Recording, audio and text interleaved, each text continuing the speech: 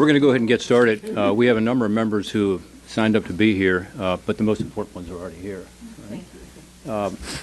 I'm Rob Portman, co-chair of the Ukraine caucus, and just got back from Poland night before last, including going to the Ukrainian-Polish border. I'm going to speak briefly because we have a lot of members who would like to talk today. I thought that the remarks by President Zelensky were, as usual, powerful and passionate. Not just his words, but the images he showed us. Images we're seeing on our TV screens and online every day. Images of Russian forces deliberately targeting innocent civilians. Russians killing their neighbors.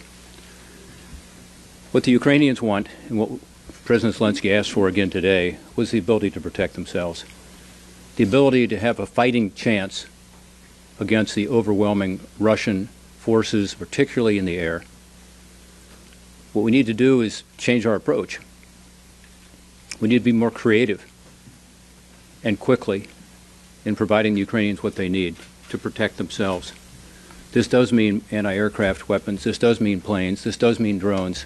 This does mean everything we can possibly do to protect a country that is under siege. Again, what we're asking for here is simply to give them a chance to protect themselves, to give them a fighting chance. The fight for freedom is being waged right now in Ukraine.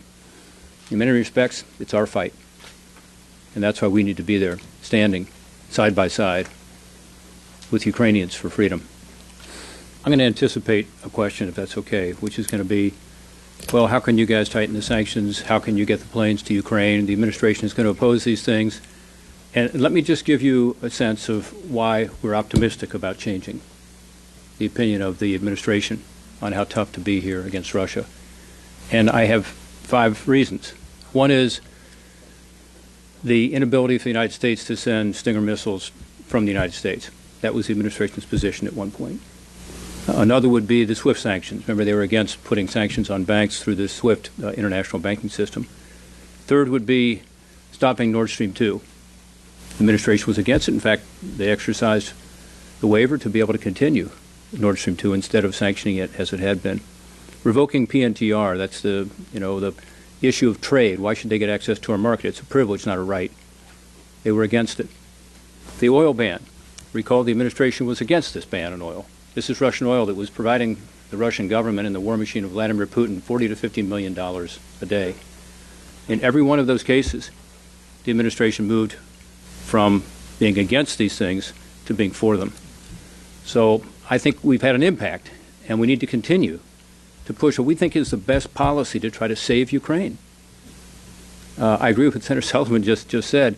If you talk to the Ukrainians, as I did last weekend at the border, refugees coming across, you see the worst of humanity and the best of humanity. The worst of humanity is these images we saw today when President Zelensky showed us the video, and we see it on our TVs and our online constantly.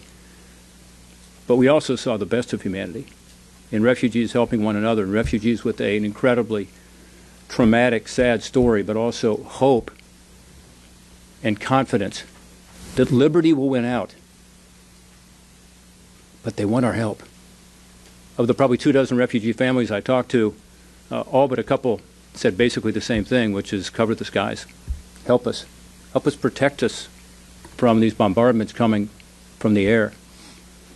So I think we need to continue to push the administration, tightening the sanctions, ensuring that we're providing the lethal weapons they need to actually protect themselves, defend themselves, give them a fighting chance. Question